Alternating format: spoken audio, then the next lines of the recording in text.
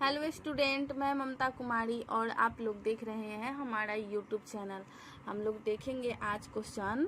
First number question में देखेंगे समतल दर्पण, अवतल दर्पण तथा उत्तल दर्पण के दो दो उपयोग को हम लोग को लिखना है। तो चलिए हम लोग इसको सॉल्व करते हैं। इसका आंसर लिखते हैं कि समतल दर्पण का उपयोग कहाँ कहाँ होता है, अवतल दर्पण का उपयोग कहाँ कहाँ होता है और उत्तल दर्पण का उपयोग कहाँ कहाँ होता है।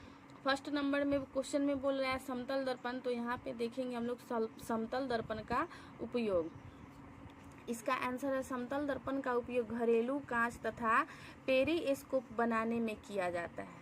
ठीक है, घरेलू कांच में और पेरिस्कोप बनाने में किया जाता है। कौन से दर्पण का उपयोग? समतल दर्पण का उपयोग। नेक्स्ट है अवतल दर्पण का उपयोग।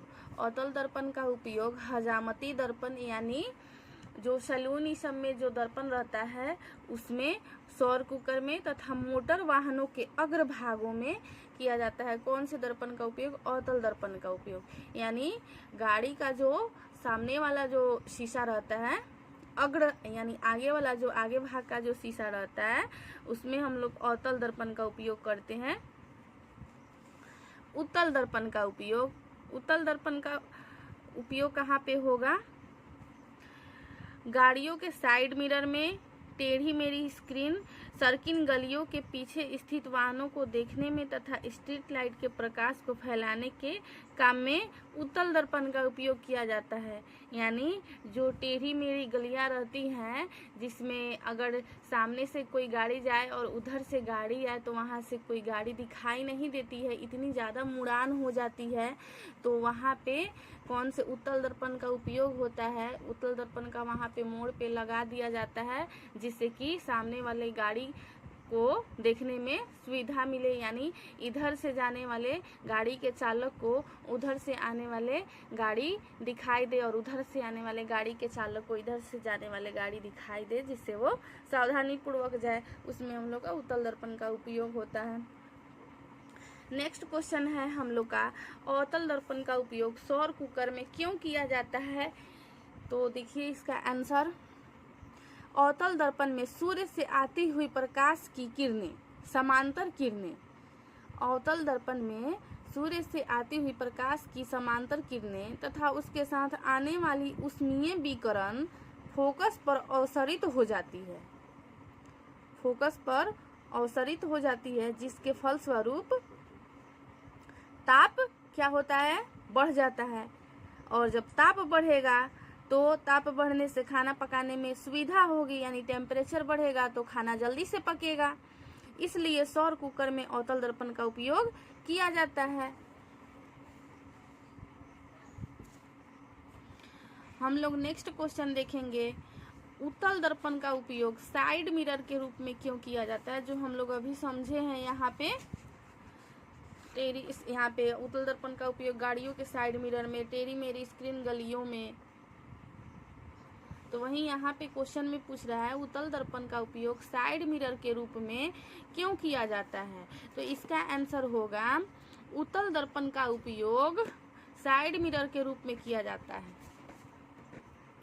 तो इसका हम लोग आंसर देखेंगे, उत्तल दर्पण का उपयोग साइड मिरर के रूप में किया जाता है क्योंकि उत्तल दर्पण का दृष्टि क्षेत्र काफी बड़ा होता है।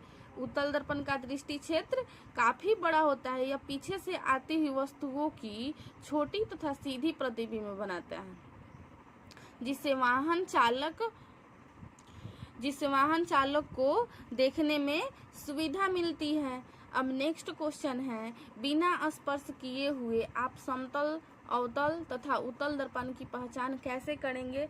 ये क्वेश्चन जो है ये पूछता है एग्जाम में, तो इसको हम लोग अच्छा से देखेंगे। बिना स्पर्श किए यानी बिना छुए आप समतल, अवतल तथा उत्तल दर्पण की पहचान कैसे करेंगे? तो इसका आंसर होगा, बिना स्पर्श किए हुए हम समतल, अवतल तथा उत्तल दर्पण की पहचान के लिए बारी बारी से अपनी चेहरे के सामने दर्पण को लाकर दर्पण के आगे पीछे करके खींचेंगे। ठीक है, बारी बारी से अपनी चेहरे के सामने दर्पण को लाकर दर्पण को आगे पीछे की ओर खींचेंगे। हम अपने चेहरे को नहीं आगे पीछे की ओर खींचेंगे, दर्पण को आगे पीछे की ओर खींचेंगे, जिस तथा उसमें बने प्रतिबिंब का अवलोकन करेंगे, यानी उसका हम लोग रिसर्च करेंगे। तो देखिए इसमें यदि बना हुआ प्रतिबिंब समान आकार तथा समान दूरी पर हो, हम आगे इतना दूर पे खींचे तो उतना ही दूरी पे बना प्रतिबिंब, जैसे मेरा फेस है वैसा ही उसमें दिखाई दे और समान दूरी पे दिखाई दे, तो ये समझ लेना है कि यह समतल दर्पण होगा, जो हम लोग सिंपली यूज करते हैं घरेलू घर में, यानी घर के शीशा जो होता है उसमें जो दर्पण लगा होता है वो समतल दर्पण होता है।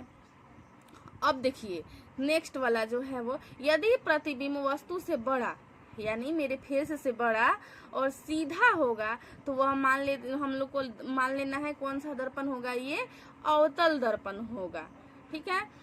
और यदि दर्पण में बना प्रतिबिंब हमेशा सीधा तथा आकार में वस्तु से छोटा हो, यानी मेरे फेस से छोटा हो, तब हम लोग समझ जाएंगे कि वो कौन सा दर्पण होगा, उत्तल दर्पण होगा, जो साइड मिरर में लगा रहता है, जिससे छोटा सा शीशा में छोटा सा कितना हो बड़ा वस्तु हो आ रहा हो वो उसमें छोटा दिखाई देता है, तो वो हम लोग का उत्तल दर्पण होगा। हम लोग समझ गए कि बिना स्पर्श किए हम लोग तीनों दर्पण यानी अवतल दर्पण, उत्तल दर्पण तथा समतल दर्पण का पहचान कैसे करेंगे, हम लोग ये समझ लिए।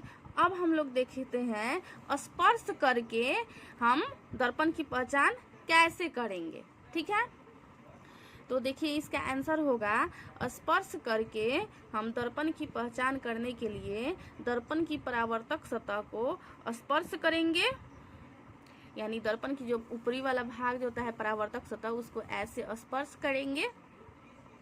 यदि परावर्तक सतह समतल हो, यानी इक्वल हमको महसूस हो, तो यह समतल दर्पण होगा। यदि परावर्तक सतह धसी हुई हो, यानी इस तरह से हम लोग इसको टच करेंगे, किसको, दर्पण को टच करेंगे, और वो धसी हुई हो, ऐसे खाल हो, तो धसी हुई हो, तो वह कौन सा दर्पण होगा, अवतल दर्पण होगा।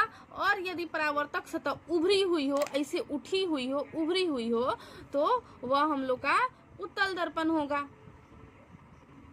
आई होप स्टूडेंट आज का क्लास आप लोग को समझ में आया होगा। नेक्स्ट क्वेश्चन हम लोग देखेंगे नेक्स्ट क्लास में, और मेरे चैनल को लाइक शेयर एंड सब्सक्राइब करना ना भूलें। Thank you so much.